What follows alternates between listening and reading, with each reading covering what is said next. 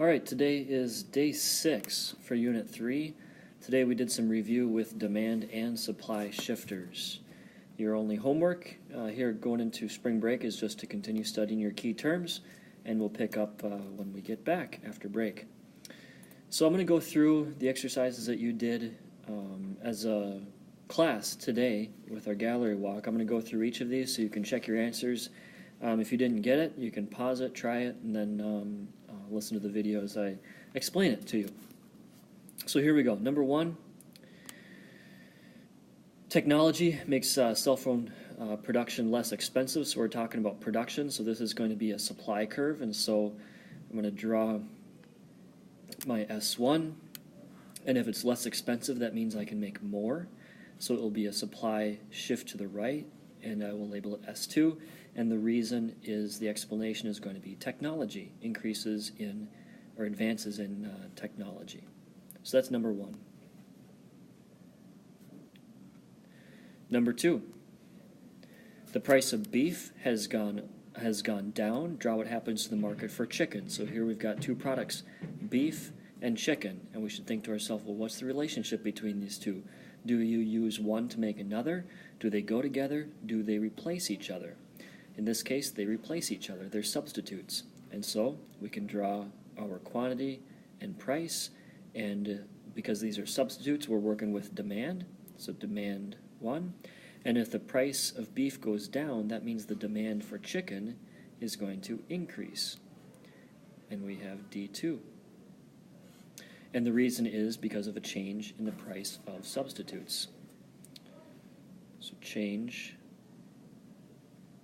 in price of substitutes. And that's number 2. Number 3, the selling price of cell phones has increased. So selling price, that means we're talking about supply curve, and the price has increased. And so if I have P1, Q1, the price increased, Q2,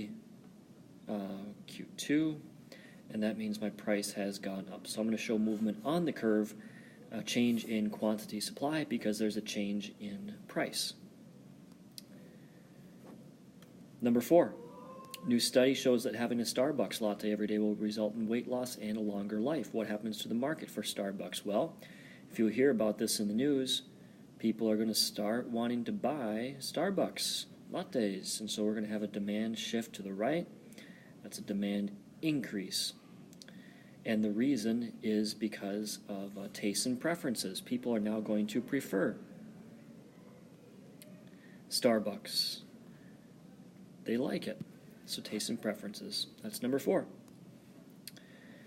Number 5, changes in U.S. foreign policy allows businesses overseas to compete with producers here in the U.S. So what happens to the market for goods and services? Well, we've got businesses overseas. We have producers here in the U.S. That means we have a lot of producers. And so we can draw our graph. We have S1. Now we have an increase in the number of producers. So we're going to have a shift S2. And this is number of producers.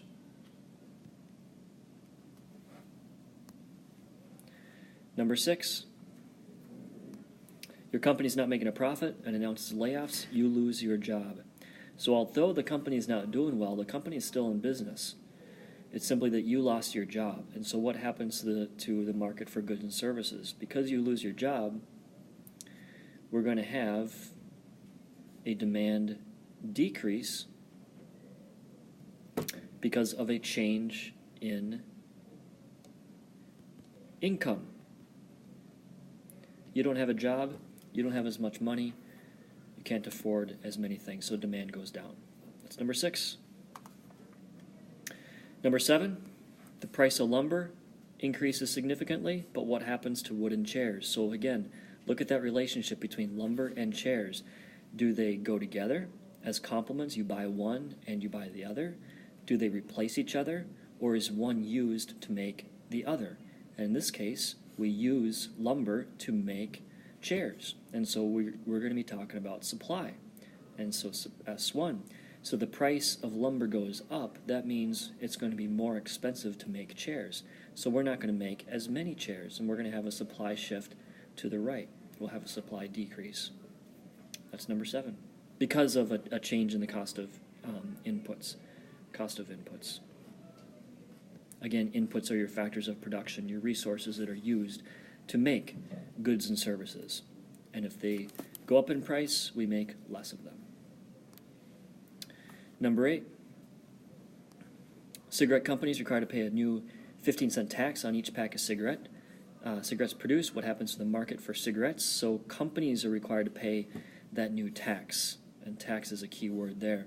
So we know that that's going to be supply, quantity, price, S1, and they have to pay it, so it's going to be more expensive to produce, and that leads to S2, and the reason is because of government policy, specifically an excise tax. Remember, there's 2 types of government policies, subsidy and excise tax. Subsidies make it cheaper, we can produce more. Taxes make it more expensive, we produce less. So that's number 8. Number 9, the weather's going to be sunny for the next few weeks.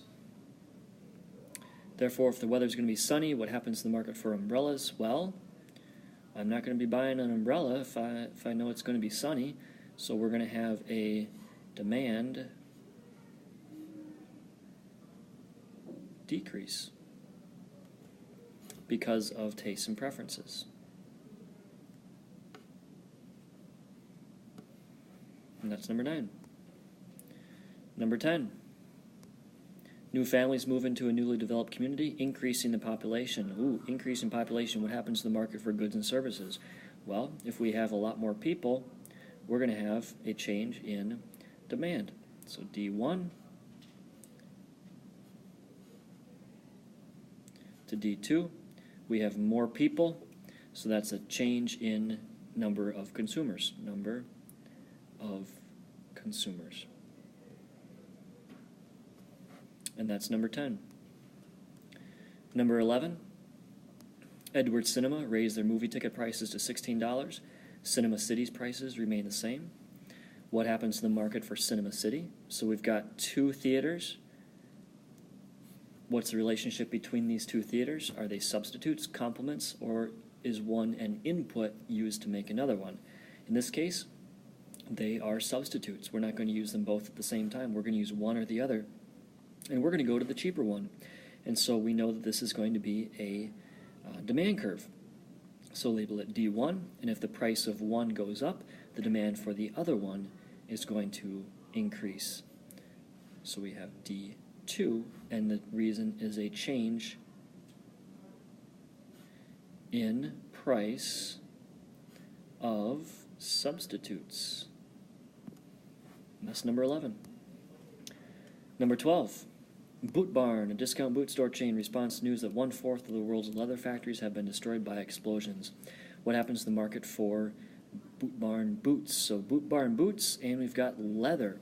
And it seems, what's the relationship between these two? Are they substitutes, complements, or inputs used to make something else? And we should see that leather is used to make boots that are then sold at Boot Barn. Therefore, this is going to be supply.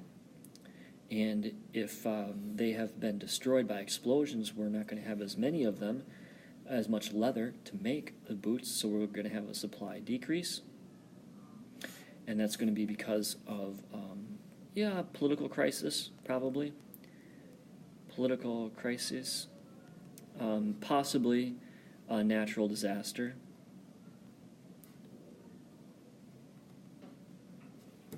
Okay, there you have it, number 12. Now, numbers 13 through 20, you wrote your own scenario. Make sure that that it applies to demand, in this case, demand and consumers, and that it's a decrease, a demand decrease.